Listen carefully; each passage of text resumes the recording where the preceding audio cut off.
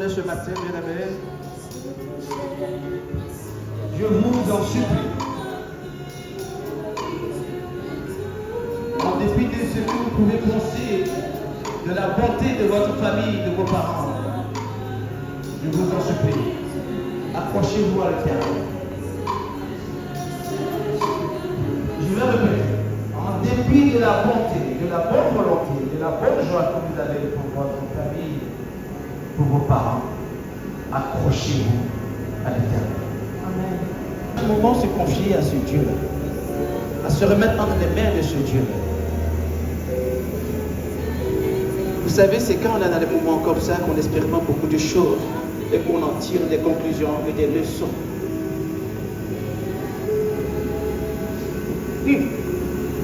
C'est qu'on devient.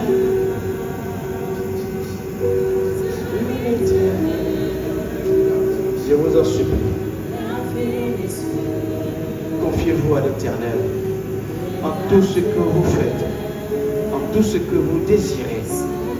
Laissez-vous que vous attendez ne viendra pas de votre famille. Oh, bien-aimé, je te parle ce matin de quelque chose. Elle viendra que de l'Éternel. Il suscitera des personnes qui ne sont pas de ta famille pour te bénir, pour te secourir, pour te restaurer, pour te délivrer. Oui. Si tu es de famille, il faut nous déchirer. Vous s'aimez la vous s'aimez la discorde. Il a fait les cieux et la terre. Le secours me vient. Le secours me vient De l'Éternel. de l'Éternel. Et la terre, la terre. Le secours me vient. Oh, l'Éternel. Il a fait les cieux. La terre, la terre, la terre, la terre. Le secours me vient. La Sainte Parole. Oh, je te confie ce matin, Seigneur.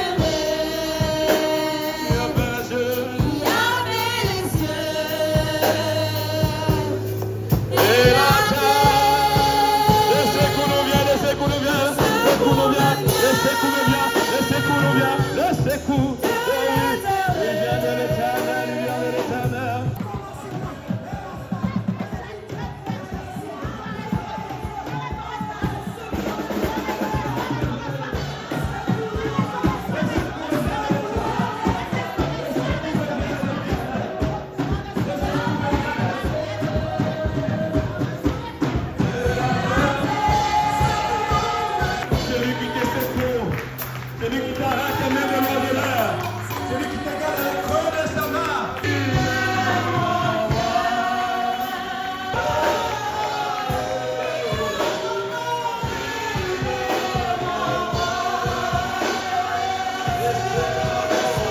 Puis de chacune d'entre vous ce matin, de votre présence en ce lieu, que l'Esprit de Dieu soit avec vous.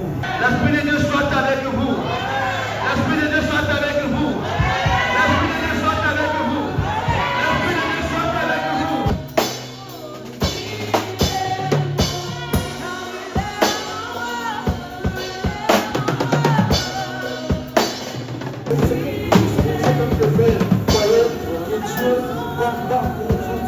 Alléluia. Dieu a plusieurs manières. Il a dit que mon peuple est insuffisant. Il n'a pas de force. Il a envoyé le pierre pour détruire les ennemis d'Israël. Et ce matin, je prie, les ennemis qui vous menacent, que le pierre descende du ciel et les détruise au nom de Jésus, afin que vous ayez toujours la victoire.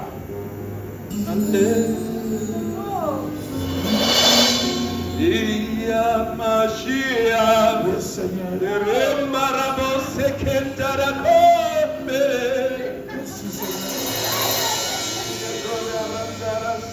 Seigneur, nous invoquons ta présence en ce lieu, Seigneur. Nous invoquons ta présence en ce lieu, Seigneur. Nous invoquons ta puissance en ce lieu, Seigneur. Délivre, Seigneur. Libère, Seigneur.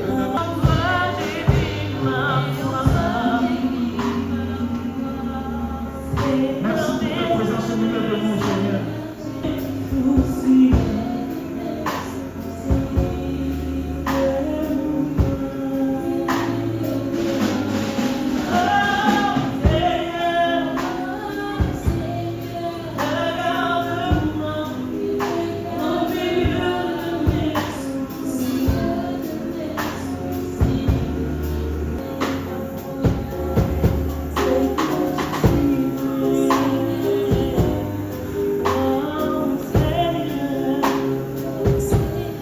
Appelez sans plus tarder la servante Licha.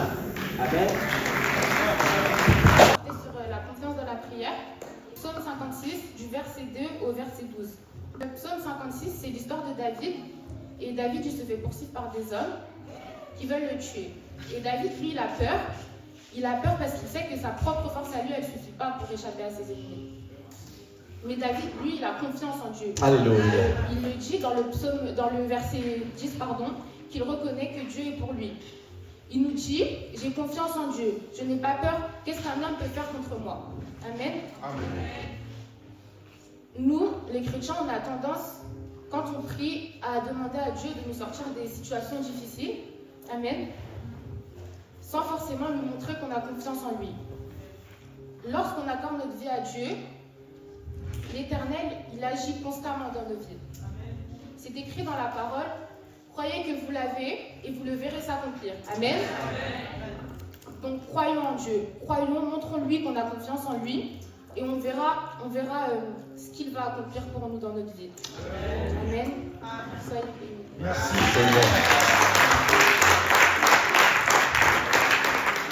Le secours me vient de l'Éternel. Il a fait les cieux et la terre. C'est souvent qu'elle est dans mes prédications, la petite. Il y a Dieu, il est dans ses mots.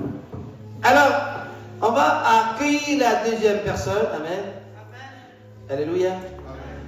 C'est une église de talent, d'élite, de gens de prière, de puissance, de prédication incroyable, de révélation, de prophétie, de paroles, de connaissances, de visions, etc. Amen.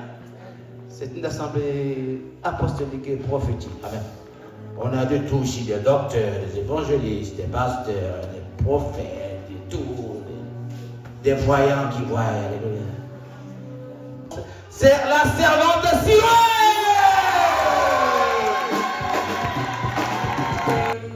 Alors moi, le thème que j'ai choisi ce matin, c'est lorsque tout s'écroule, où allons-nous? Amen. Pourquoi ce thème? Parce que je sais que lorsque la difficulté arrive dans nos vies, on a tendance à partir soit dans la colère, dans la haine, ou bien même d'autres, je sais pas, dans la cigarette, dans nos anciens comportements où on était, dans l'alcool, dans la bagarre, dans toutes les choses qui ne glorifient pas l'Éternel. Alors, il faut savoir que, en fait, nous les jeunes, je sais que ça arrive souvent de notre côté, que quand il nous arrive une situation compliquée, où on ne comprend rien, on ne sait pas ce qui nous arrive, pourquoi ça nous arrive à nous, limite même on peut s'énerver contre Dieu, dire je ne veux plus parler à Dieu. Pourquoi il permet ça dans ma vie à moi, et pourquoi les autres ils sont heureux et moi je suis comme ça. Donc ça veut dire qu'on s'éloigne de Dieu, on s'éloigne de la présence de Dieu. Sauf qu'on oublie que la personne en qui nous devons nous tourner en premier, c'est l'Éternel. Vous voyez, lorsqu'on se brûle le doigt, amen. Vous voyez, lorsqu'on se brûle le doigt, le premier réflexe c'est qu'on fait quoi? On va mettre dans l'eau froide, on est d'accord? Et lorsque nous souffrons et que notre doigt brûle, on ne va pas avoir le réflexe d'aller mettre dans le feu ou bien dans l'eau chaude. Mais pourquoi nous, lorsque notre doigt il brûle, on s'en va mettre ça dans le feu? On s'en va mettre ça dans l'eau chaude. Pourtant la douleur, elle ne nous empêche pas. En fait, quand on se brûle le doigt, la douleur ne nous empêche pas de courir, de mettre ça dans l'eau froide en fait. La douleur, elle est là, elle est présente, mais on ne s'en va pas mettre notre doigt dans l'eau chaude. Et bien c'est pareil avec nous, avec Dieu. Au lieu de se tourner vers Dieu directement, malgré la souffrance et la douleur que nous ressentons, on s'en va directement dans tout ce qui ne le glorifie pas, dans tout ce qui vient pas de lui en fait, dans tout ce qui fait bien à notre chair, pas à notre esprit ou pas à notre âme. Alors que c'est évident. Vous voyez l'exemple que je vous ai donné, il est venu tout seul dans ma tête parce que je me suis dit, mais attends, c'est vrai que quand notre doigt il nous brûle, on va directement dans l'eau froide, on va directement vers la solution, on va directement vers l'endroit qui nous fera du bien, on va directement vers la chose qui soignera un petit peu notre douleur. Mais pourquoi, quand nous avons du mal ou nous souffrons, on s'en va mettre ça dans l'eau chaude? C'est pas logique. Pourtant, quand le doigt il est brûlé, on souffre. Mais ça ne nous empêche pas d'appeler les urgences, ça ne nous empêche pas d'appeler des médecins, ça ne nous empêche pas d'aller nous soigner. Et pourquoi avec Dieu on ne fait pas ça alors qu'il n'y a que lui qui pourra soigner notre souffrance et notre douleur? Alléluia.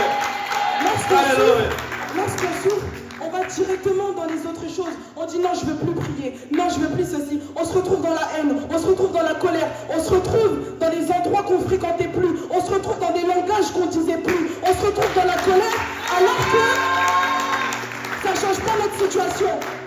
La situation, elle ne bouge pas. Tu auras beau aller dans les choses, mais ça ne change pas. La seule solution, c'est Dieu. Et en fait, je vous dis ça parce que même moi, ça m'est arrivé en fait. C'est parce que le découragement, il m'avait pris en fait. Mais le découragement, est-ce qu'il a changé quelque chose? La haine, est-ce qu'elle a changé quelque chose? La colère, est-ce qu'elle a changé quelque chose? C'est pas toujours pareil. Et vous voyez, se tourner vers Dieu, ce n'est pas que directement prier. Vous voyez, lorsqu'il vous arrive quelque chose, se tourner vers Dieu, c'est Seigneur, pourquoi ça m'arrive? En fait, je préfère qu'on puisse se tourner vers Dieu et pleurer que appeler une amie, appeler un frère, appeler même les parents. Vous savez que lorsque des fois on rencontre une situation de stress ou je sais pas, il nous arrive où on va présenter, on doit faire un examen ou peu importe la situation. On appelle des fois des gens, qui vous dit que la personne que tu appelles, elle te souhaite pas ton échec? Qui te dit que la personne que tu appelles, elle ne te souhaite pas ton échec? Alors que lorsque tu te tournes vers Dieu, tu dis Seigneur, je ne comprends pas cette situation. Seigneur, pourquoi ça m'arrive? Ou même il suffit juste de mettre tes genoux auprès de lui. Tu t'agenouilles, tu pleures. Et puis l'Éternel, jamais il va souhaiter ton mal. Lorsque tu vas te mettre auprès de Dieu, Dieu ne va jamais souhaiter ton mal. Je parle à vous les jeunes, parce que je sais que même les garçons, vous êtes un peu trop caillards, vous dites non, moi je pleure pas, non, moi j'ai pas envie de parler, non, moi j'ai pas envie de dire ceci. Vous savez qu'il suffit juste de mettre une adoration et de pleurer. Et ça, tu te tournes vers Dieu. En fait, au lieu d'être assis ou de te dire bon, je vais aller faire ceci, je vais aller faire cela, tu te tournes. En fait, il faut que ce soit instinctif. Dès qu'il nous arrive un problème, Seigneur, pourquoi ça m'arrive? Même s'il faut que tu t'énerves envers Dieu, mais au moins tu t'es tourné vers lui que quelqu'un d'autre. Tu te tournes vers quelqu'un d'autre, cette personne, elle peut proclamer des mauvaises choses. Tourne vers Dieu, Dieu il va t'écouter. Certes, il ne va pas agir maintenant, mais lui au moins il fera un peu...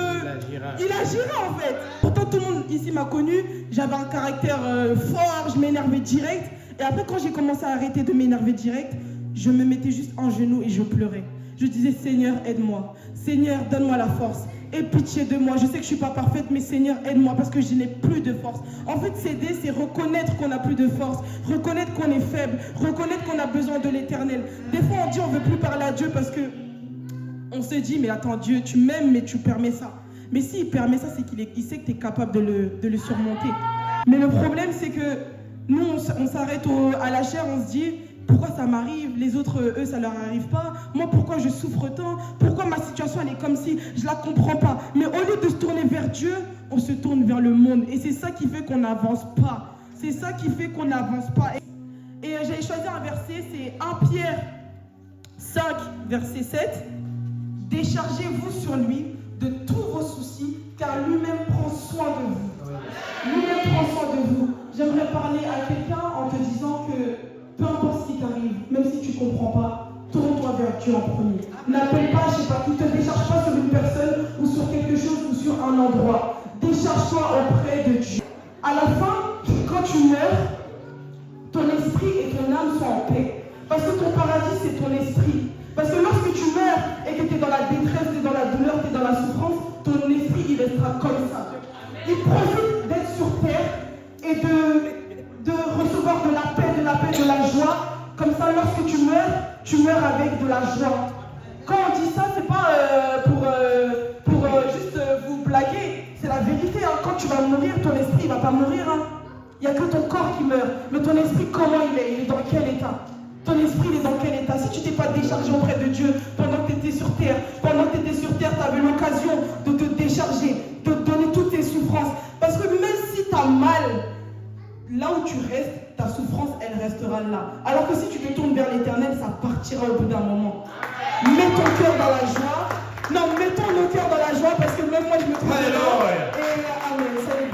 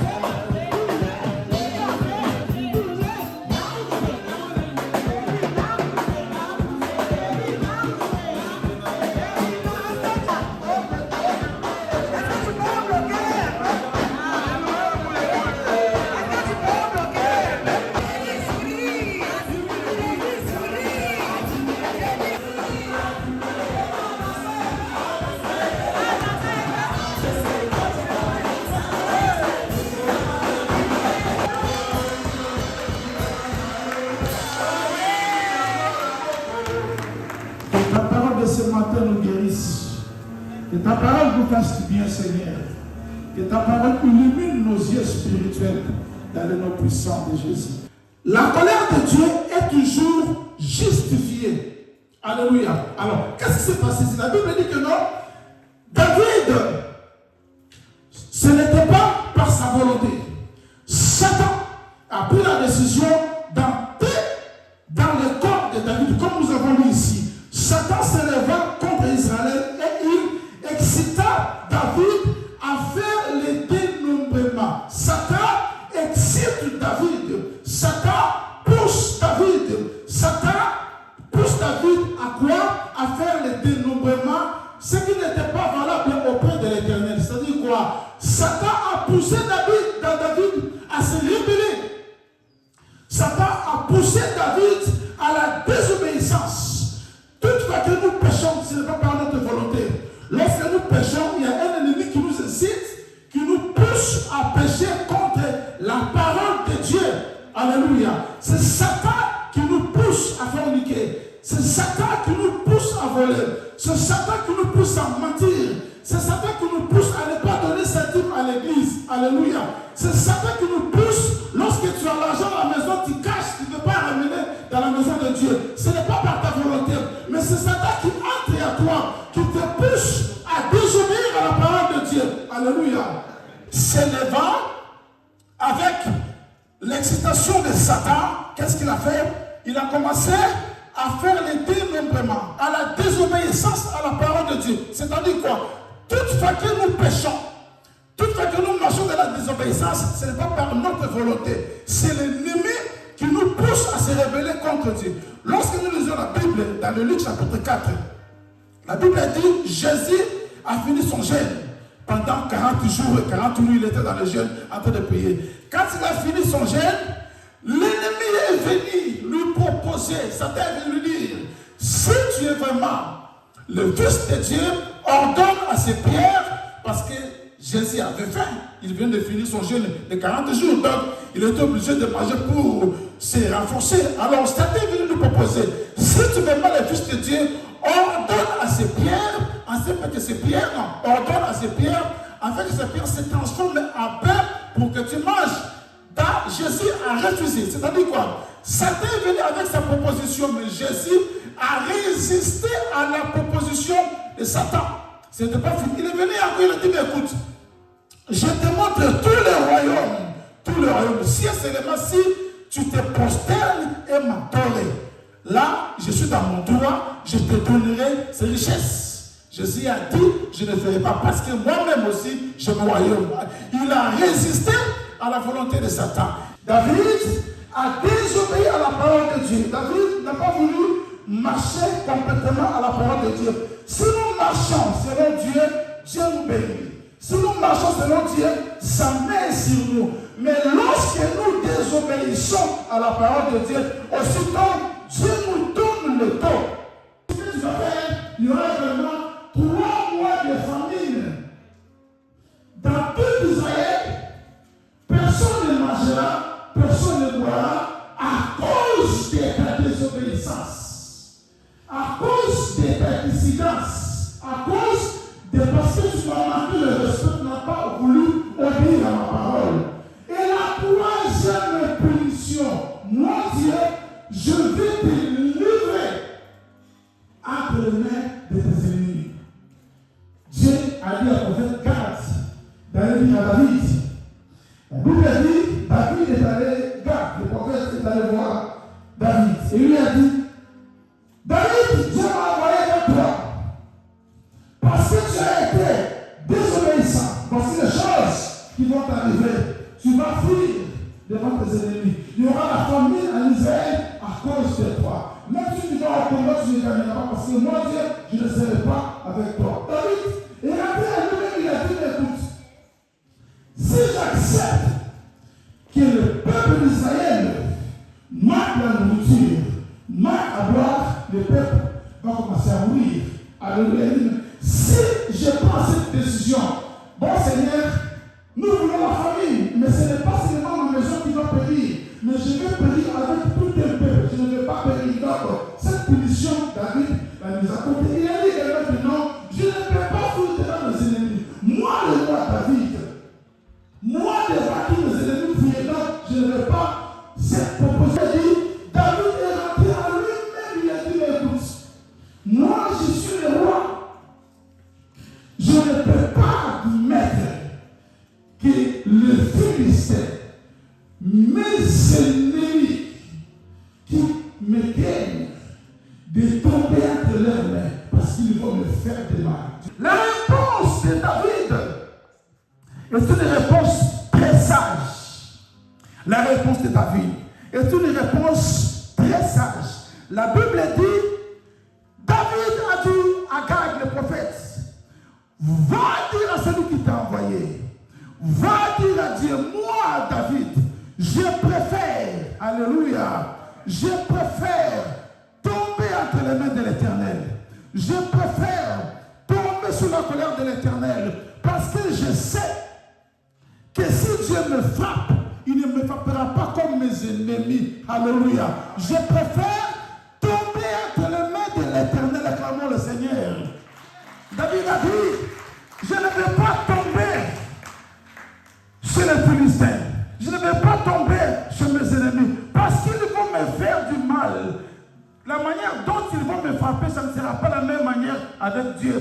Je préfère tomber entre les mains de l'Éternel. Si Dieu me frappe, certainement parce que j'ai commis un péché, parce que j'ai commis la désobéissance. Si Dieu me frappe, il ne me frappera pas comme mes ennemis. Dieu, certainement, il va me frapper. Mais à côté de sa colère, Dieu aura toujours compassion de moi. Alléluia. Un regard compatissant, avec un regard d'un père. C'est comme ça que Dieu nous regarde. Alléluia. Donc ce matin, tout ce que nous pouvons faire, tombons entre les mains de l'Éternel. Oui, c'est un Dieu qui s'énerve. Oui, c'est un Dieu qui est aussi très colérique. Mais à côté de tout cela, il est La Bible dit que Dieu renouvelle sa miséricorde chaque matin. C'est-à-dire quoi? La miséricorde d'hier, quel que soit le problème, quelle que soit la colère, je tomberai entre les mains du Dieu vivant. Je vais toujours tomber entre tes mains, Seigneur, parce que ta miséricorde durera toujours, parce que ta miséricorde n'a pas de limite, parce que ta miséricorde n'a pas de choix. Ta miséricorde, Seigneur. Parce que je suis sa fille, au nom de Jésus, Seigneur, ce matin, je tombe entre tes mains, je tombe entre tes mains, même sous une frappe, ta miséricorde, Seigneur, me couvrira toujours, au nom de Jésus. Seigneur, je recommande ton peuple entre tes mains, Seigneur, sous ta miséricorde, que ta miséricorde, Seigneur, soit avec nous. Oh Seigneur, mon bel, je préfère tomber entre les mains de l'Éternel. Je ne tomberai pas sous mes ennemis. Je ne tomberai pas, je ne serai pas livré sous mes ennemis. Mais je vais toujours tomber entre les mains de l'Éternel. Même si Dieu me frappe, il ne me tuera pas. Parce que je suis son serviteur. Parce que je suis son fils. Parce que je suis sa fille. Parce que je suis sa servante. Il ne me tuera pas. C'est pourquoi je m'accroche à lui ce matin. C'est pourquoi je m'accroche à lui ce matin. Parce que sa miséricorde durera toujours.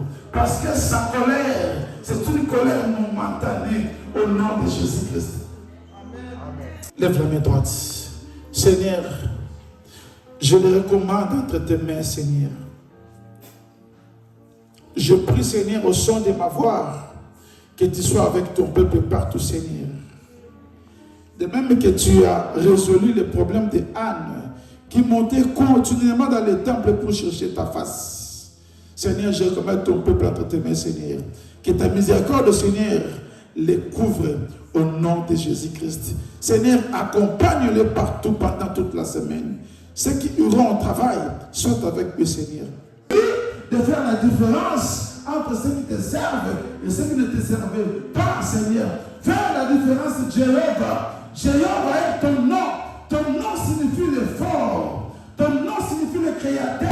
Au nom puissant de Jésus, que tout esprit de mort soit consumé au milieu de nous. Au nom de Jésus, nous voulons avancer, Seigneur. Nous voulons avancer avec toi dans les eaux profondes. Ceux qui vont se marier dans cette église, ils se marieront. Ceux qui travailleront, Seigneur, ceux qui vont trouver du travail, ils travailleront, Seigneur, pour la gloire de ton nom. Ceux qui vont grandir, ils grandiront dans cette maison. Permets que nous soyons toujours unis en toi pour la gloire de ton nom, Père. Au nom de Jésus-Christ. Nous t'élèvons, Seigneur.